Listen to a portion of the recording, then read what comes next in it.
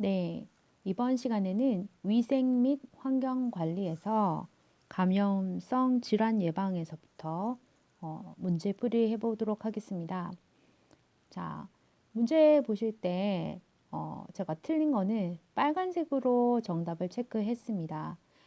잘 보시고 제가 연필로 해서 틀린 건데 답이 잘못 체크돼 있다 그렇게 보시지 마시고 어, 제대로 표시되어 있는 것도 눈으로 확인하시면서 보시기 바랍니다.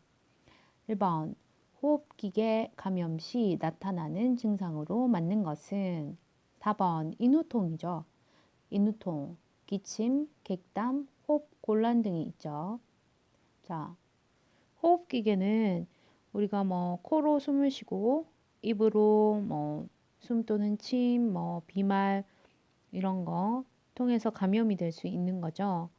그래서 호흡기계 감염에는 인후통, 기침, 객담, 호흡곤란 이런 게 있다고 기억해 주시면 되겠습니다. 2번 요양보호사의 감염 예방에 가장 손쉽고 경제적이고 효과적인 방법은 가장 손쉽고 경제적이고 효과적인 방법은 손 씻기죠. 저는 그때 코로나 때 마스크를 생각을 해서 마스크를 했는데 마스크보다도 가장 손쉽고 경제적인 거는 손 씻기죠. 답은 손 씻기 5번입니다.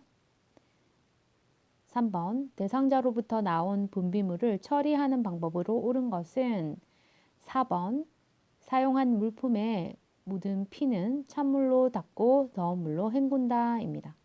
찬물로 먼저 닦고 더운 물로 헹군다. 맞습니다. 1번 기저귀 교환할 때는 소독 가운을 착용한다. 자, 돌아가서 기저귀 사용 돕기 부분에 한번 찾아보겠습니다. 자, 준비 물품만 봐도 기저귀 손소독제, 일회용 장갑, 스크린이나 커튼, 물티슈, 면덮개, 마른 수건, 화장지, 따뜻한 물 혹은 물수건, 탈취제나 방향제, 휴지통이 있습니다. 자, 여기는 어디를 봐도 소독 가운은 없죠? 있지 않습니다. 그래서 1번 기저귀를 교환할 때는 소독 가운을 착용한다. 틀렸습니다. 2번 배출된 가래는 세면대에 버리고 물로 흘려 보낸다. 자, 이 가래는 감염이 된 거죠. 감염된 그 이물질 같은 거는 버리는 지정 장소에 버려야 합니다. 보호자의 위생 관리 한번 볼까요? 자, 밑에 쭉 내려가면 9번 분비물에 오염된 물품은 정해진 곳에 버린다 라고 되어 있습니다. 3번 배설물이 묻은 의류와 일반 세탁물은 함께 세탁한다. 따로 세탁해야겠죠? 자, 오염된 세탁물은 장갑을 끼고 격리 장소에 따로 배출한다 라고 되어 있습니다. 5번 장갑을 착용하고 처리한 경우는 손을 씻지 않아도 된다. 자, 5번에 보시면 배설물 처리 후에는 장갑을 착용하였더라도 물과 비누로 손을 씻는다 라고 되어 있습니다. 따라서 3번 대상자로부터 나온 분비물을 처리하는 방법으로 옳은 것은 4번 사용한 물품에 묻은 피는 찬물로 닦고 더운 물로 헹군다가 정답이었습니다. 자, 정답도 한번 확인하고 넘어가겠습니다. 4번 대상자가 사용하는 물품에 혈액이나 책이 묻었을 때 찬물로 닦고 더운 물로 헹구며 필요시 소독해야 한다. 자, 확인하셨죠? 4번 가정에서 흡인 물품 관리로 옳은 것은 5번입니다. 가래가 담긴 병은 1일 1회 깨끗이 씻는다. 저는 2번을 써서 틀렸네요. 자, 1번 볼까요? 흡인은 요양보호사가 직접 시행한다. 아니죠. 의료인이 해야 합니다. 자, 꼭 알아두게 보면 흡인은 의료인이 실시하는 것이 원칙이다 라고 되어 있습니다. 2번 대야에 물을 받아 카테터를 비벼 씻는다. 물을 받아서 씻을까요? 흐르는 물에 씻어야겠죠? 자, 4번 흐르는 물에 카테터를 비벼 씻는다. 흐르는 물에 씻어야 합니다. 3번 처치가 끝난 멸균 장갑은 소독 후 재사용한다. 맞을까요? 자, 필요시 보호장구, 마스크, 가운, 장갑 등을 착용하고 사용한 후에는 일회용 보호장구는 재사용하지 말고 버린다 라고 되어 있습니다. 구체적으로 여기 멸균 장갑에 대한 얘기는 나와 있지 않지만 처치가 끝난 멸균 장갑은 소독 후 재사용하지 않습니다. 그냥 버립니다. 소독도 필요가 없겠죠. 4번 카테터 같은 고무 제품은 햇볕에 말린다. 고무 제품은 햇볕에 말리면 갈라지겠죠? 자, 참고 보시면 고무 제품을 햇볕에 말리면 변색, 갈라짐이 발생할 수 있다. 때문에 최근에는 일회용 카테터를 많이 사용한다. 왜 일회용을 사용할까요? 바로 버리기 위해서죠. 자, 정답 5번 가래가 담긴 병은 1일 1회에 깨끗이 씻는다에 해당되는 부분이 여기 있네요. 자, 책 2번에 보시면 가래가 담긴 흡인병은 분비물을 버리고 1일 1회 이상 깨끗이 닦는다라고 되어 있습니다. 따라서 4번 가정에서 흡인 물품 관리로 옳은 것은 5번에 가래가 담긴 병은 1일 1회 깨끗이 씻는다가 정답이었습니다. 자, 5번 요양보호사 자신의 감염 예방을 위한 위생관리 방법으로 옳은 것은 정답은 여기 없고 5번에 있습니다. 5번 피부에 미생물의 성장을 억제하기 위해 매일 목욕한다. 피부에 미생물의 성장을 억제하기 위해 매일 목욕한다가 정답입니다. 자, 1번 가운과 신발은 한 달에 한 번 세탁한다. 이러면 감염 되겠죠? 감염 예방을 위해서는 수시로 세탁한다가 되어야 합니다. 2번 손을 닦을 때는 가능하면 천수건을 사용한다. 자, 마무리는 흐르는 물로 비누물을 닦아내고 깨끗한 수건 또는 일회용 수건 또는 핸드드라이기로 손을 건조해 준다라고 되어 있습니다. 그래서 천 수건은 아무래도 비위생적일 수 있습니다. 그래서 손을 닦을 때는 깨끗한 수건, 일회용 수건, 핸드드라이기로 손을 건조해 준다. 그래서 2번은 답이 아닙니다. 3번 마스크는 구강 감염을 유발하므로 착용을 피한다. 마스크를 쓰는 편이 훨 낫죠? 3번 답이 아닙니다. 4번 손은 세균에 감염되기 쉬우므로 로션을 바르지 않는다. 자, 책의 요양보호사의 위생관리에서 5번 보십시오. 피부가 트거나 갈라지면 세균이 자라기 쉬우므로 로션을 발라 보습한다 라고 되어 있습니다. 자, 4번 보기에서 손은 세균에 감염되기 쉬우므로 로션을 바르지 않는다. 틀렸겠죠? 그래서 5번 요양보호사 자신의 감염 예방을 위한 위생관리 방법으로 옳은 것은 5번 피부에 미생물의 성장을 억제하기 위해 매일 목욕한다 입니다. 자, 이번에 보시면 청결을 위해 매일 샤워나 목욕을 한다. 자, 확인하고 이제 6번으로 가겠습니다. 6번 다음 중 복지용구 구입 품목에 해당하는 것은 자, 3번 목욕의자. 목욕의자는 구입이 가능합니다. 자, 1번 보실까요? 경사로. 경사로는 실내용도 있고 실외용도 있죠. 자, 구입 품목이 되려면 실내용만 됩니다. 실외용은 대여 품목이고요. 이동욕조. 덩치가 큰 것들은 보통 대여 품목이라고 생각하시면 됩니다. 이동욕조도, 수동 휠체어도, 자, 목욕 리프트도 구입 품목이 아니고 대여 품목입니다. 자, 목욕 리프트를 사진을 보면은 목욕 의자랑 거의 비슷하게 의자처럼 생겼는데요.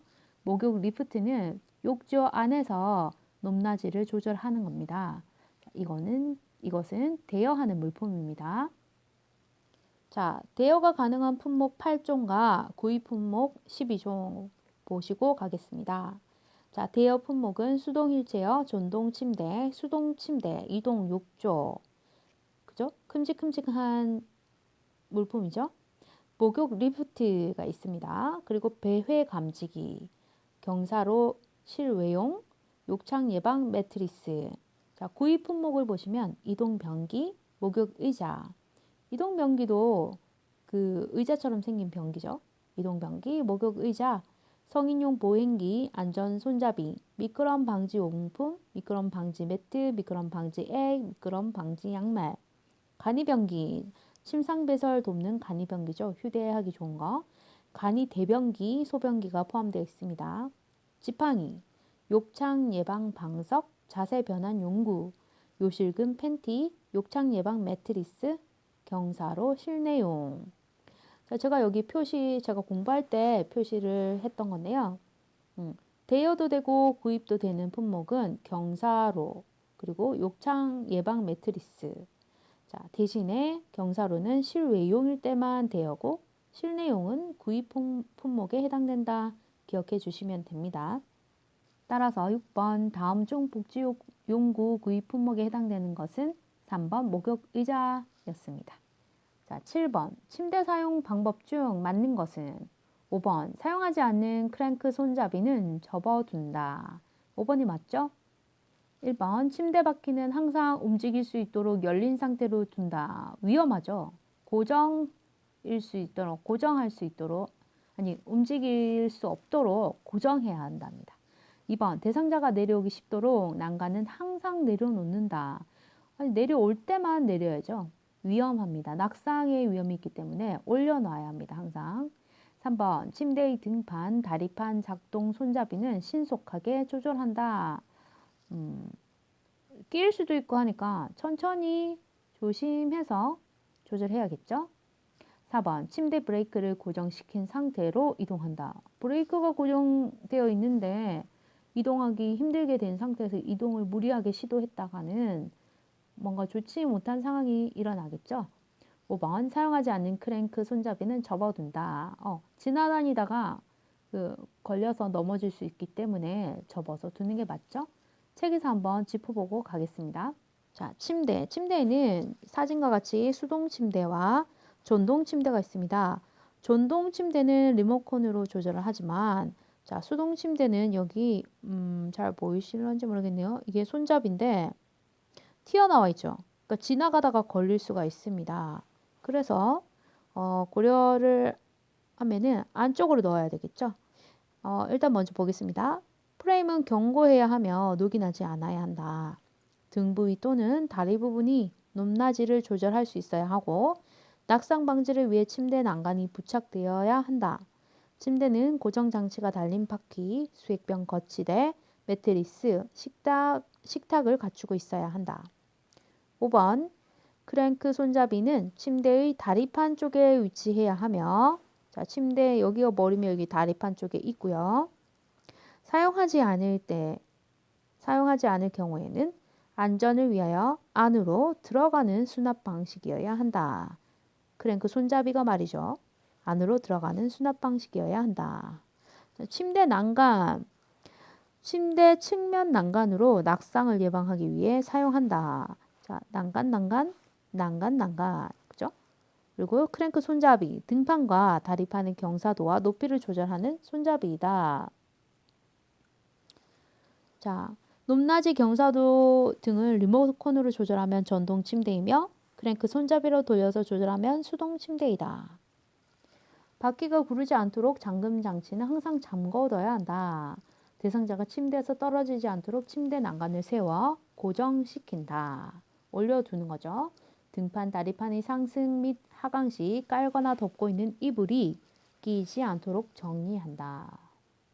자, 침대와 관련하여 가장 많이 일어나는 사고는 침대에서 떨어져 골절되거나 사망하는 경우가 많다고 합니다. 특히 요양원에서 주의해야 한다고 합니다.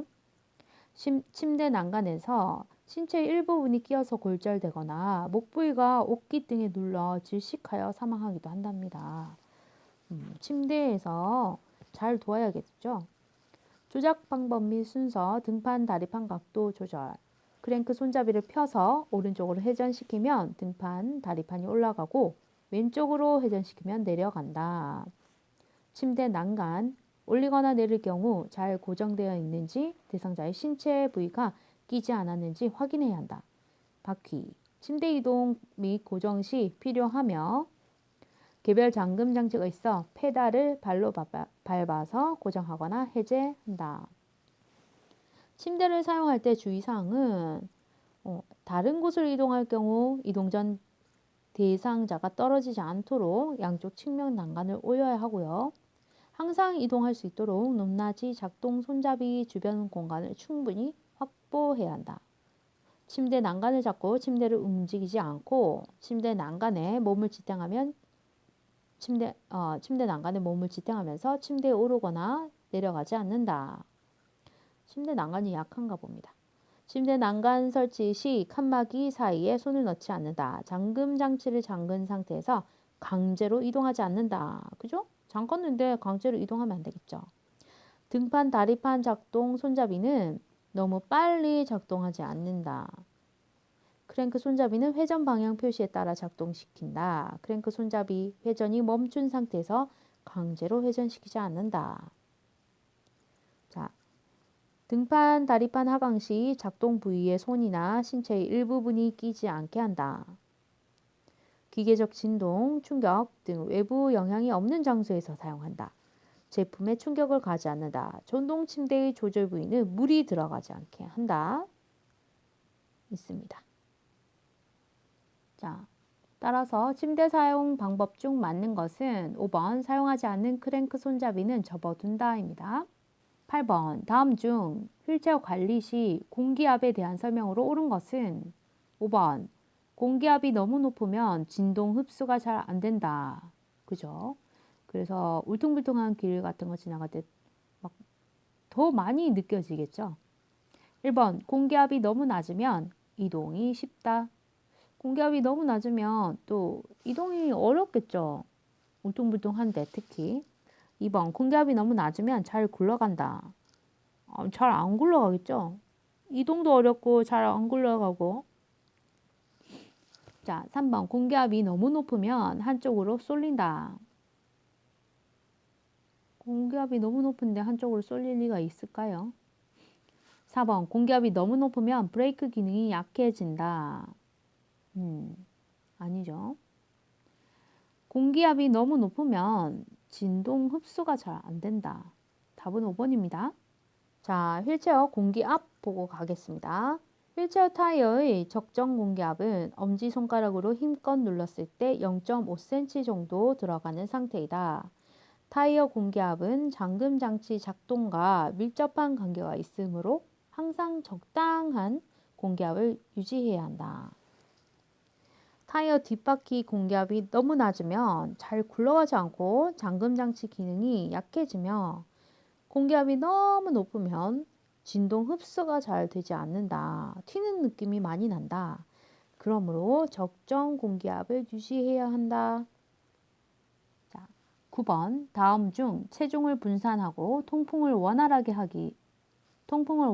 하여 욕창을 예방하기 위해 사용하는 복지 용구는 5번 욕창 예방 매트리스죠.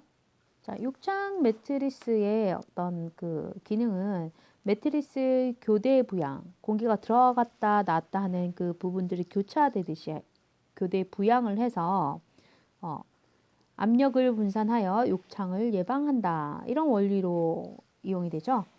참고로 모터에서 만들어진 공기를 정해진 간격으로 매트리스에 전달하여 매트리스의 교대 부양을 통해 압력을 분산시킨다.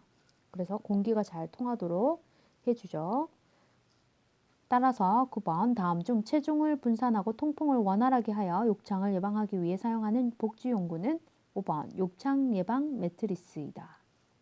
10번 이동욕조 사용 시 주의사항으로 옳은 것은 답은 뒷면에 3번이군요. 응급상황 발생 시에는 배수 밸브를 열어 즉시 물을 빼준다. 자, 책에 5번에 있죠. 응급상황 발생 시에는 배수 밸브를 열어 즉시 물을 뺀다. 삐뽀 삐뽀. 응급상황 발생 시에 배수 밸브 빨리 열어서 물을 쏙 빼야 합니다.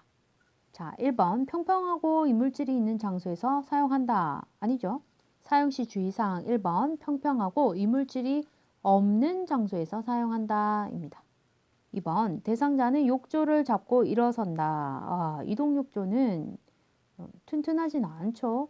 자, 튼튼하지 않으니까 욕조를 잡고 일어나거나 앉지 않는다 라고 되어 있어야 합니다. 4번 두 사람을 함께 목욕시킨다. 저런 안 되죠. 3번을 보시면 한 번에 한 사람만 사용한다. 1인용이다 라고 되어 있습니다.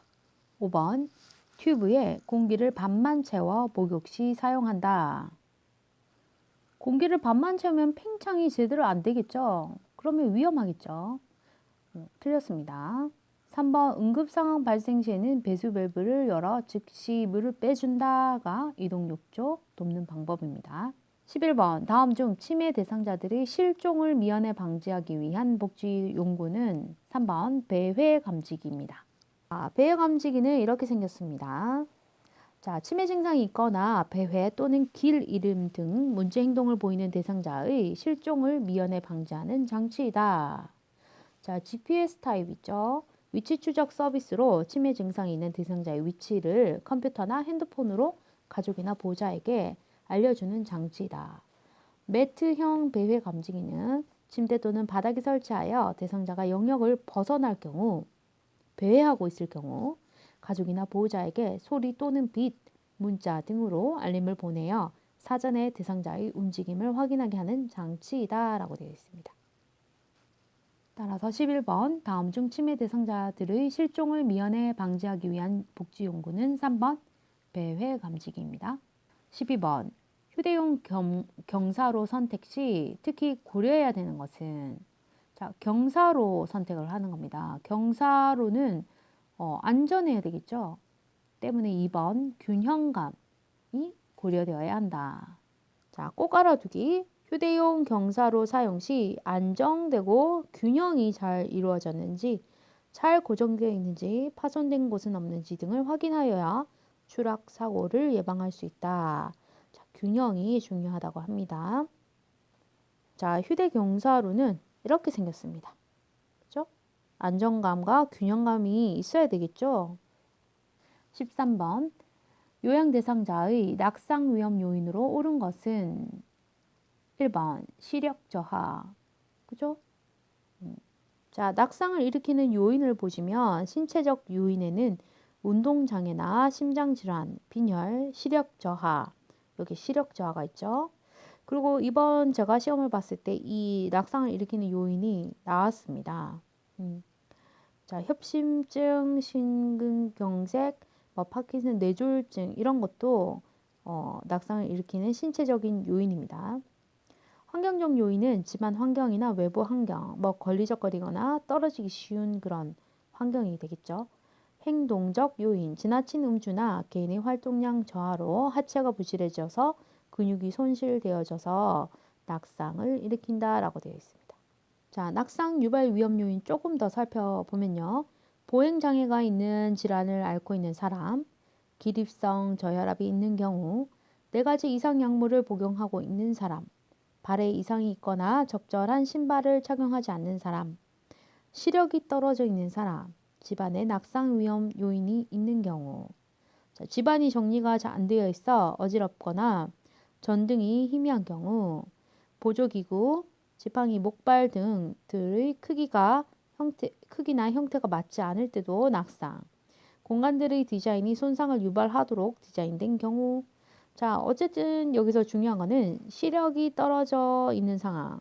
아까 밑에도 시력 저하. 지금 문제에도 보기 중에 시력 저하가 있습니다.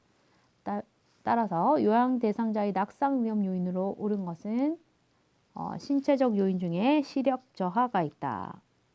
시야 확대가 되면 또 잘 보이겠죠. 청력이 증가하면 또 오히려 도움이 될 것이고, 반사작용이 활발하면 낙상을 재빨리 피할 수도 있고, 약간의 밝은 조명도 오히려 주위를 잘 볼 수 있게 하는 낙상 예방의 요인이 될 수 있죠. 1번 시력이 저하됨으로 인해서 낙상의 위험을 더 가질 수 있다라고 생각하시면 됩니다. 14번 보행 가능한 대상자의 낙상 원인으로 옳은 것은 걸을 수 있는 대상자가 낙상하는 원인이 무엇인가요? 하는 질문이죠. 4번 계단에 깔개를 깔아둔다. 계단에 깔개를 깔아두기 때문에 걸려 넘어지는 일이 많겠죠. 그래서 보행이 가능한 대상자, 걸을 수 있는 대상자가 넘어지는 경우 계단에 깔개를 깔아두어서 거기 넘어져서 낙상이 되겠죠. 자, 저는 1번 써서 틀렸네요. 왜 그랬을까요? 계단보다는 완만한 경사로를 설치한다. 그렇죠? 낙상을 더 피할 수 있는 건데 저는 다르게 생각했나 봅니다. 2번 바닥에 흐트러진 물건을 정리한다. 낙상 예방이죠. 바닥에 물기가 없도록 한다. 미끄러지지 않게 예방하는 거죠. 5번 욕조에 손잡이를 설치한다. 이것도 미끄러지지 않게, 낙상하지 않게 예방하는 거죠. 보행 가능한 대상자의 낙상 원인으로 옳은 것은 4번 계단에 깔개를 깔아둔다. 이러지 마세요 라고 나와 있습니다. 15번 낙상의 신체적인 위험 요인으로 옳은 것은 2번 신경 및 인지적인 변화. 낙상의 신체적인 위험 요인으로 옳은 것은 신경 및 인지적인 변화. 답이 2번입니다. 자, 아까 신체적인 요인에서 운동장애나 심장질환이 있는데 운동장애는 파킨슨이나 뇌졸중이 원인이 되기도 하죠. 자, 파킨슨이나 뇌졸중이 오면 인지 저하가 올 수 있습니다. 자, 그래서 어떤 신경이나 인지적인 변화 이것들이 신체적인 위험 요인으로 낙상에 영향을 미친다라고 보면 됩니다. 따라서 15번 낙상의 신체적인 위험 요인으로 옳은 것은 2번 신경 및 인지적인 변화입니다. 1번 난간이 없는 층계. 자, 이건 환경적인 요인이 되겠죠. 야간의 약한 조명, 이것도 환경. 경사가 급한 장소, 이것도 환경. 미끄러운 바다, 마룻바다, 또 환경적인 요인은 될 수 있겠죠. 신체적인 위험 요인은 아닙니다. 16번 다음 중 환경적 위험 요인으로 인해 낙상 예방이 요구되는 대상자는 답은 4번입니다. 시력 손상이 있는 당뇨병 대상자. 환경적인 위험 요인으로 인해 낙상 예방이 요구되는 대상자. 시력 손상이 있는 당뇨병 대상자. 근데 이 문제는 사실 좀 문제를 말이 되게끔 좀 제대로 좀 냈으면 좋겠습니다. 다음 중 환경적 위험 요인으로 인해 낙상 예방이 요구되는 낙상 예방을 뭐 틀린 말은 아니지만 낙상 예방이 요구되는 대상자, 그렇죠? 꼬우지 말고 그냥 환경적 위험 요인으로 인해 낙상이 가능하니까 낙상을 하지 않기 위해서 그건 아니네요 또. 어쨌든 저는 못마땅한데 여러분이 이해를 잘 하신다면 똑똑하시고 현명하시기 때문일 겁니다. 그냥 있는 그대로 읽겠습니다.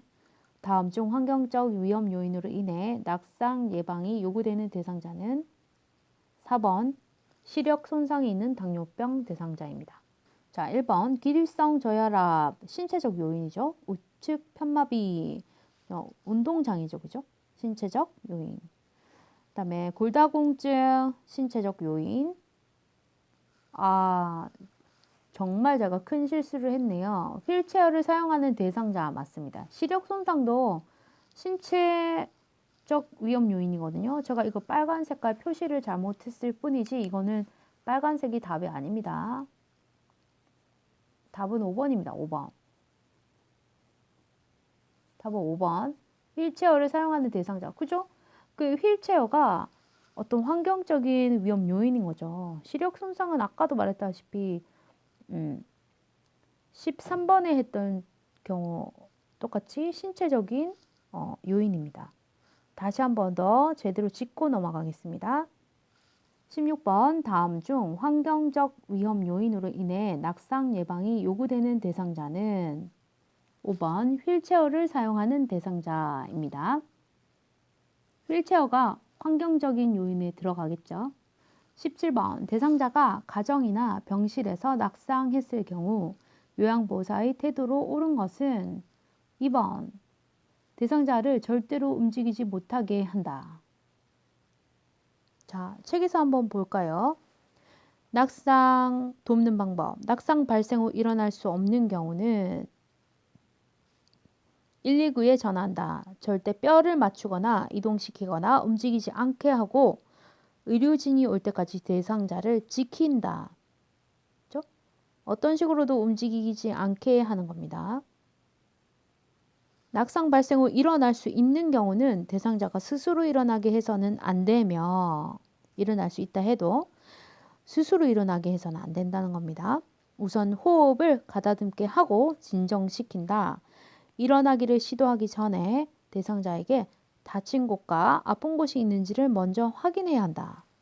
자, 일어날 때는 다음 순서대로 일어나기를 시도할 수 있도록 돕는다. 1번, 옆쪽으로 눕고 위쪽에 있는 다리를 구부린 후 양 팔꿈치나 양손으로 몸을 일으킨다. 2단계, 의자나 다른 튼튼한 가구에 양손을 올려놓고 몸을 당겨 무릎을 꿇게 한다. 3단계, 물체를 잡은 상태에서 힘이 있는 쪽 다리를 앞으로 놓게 한다.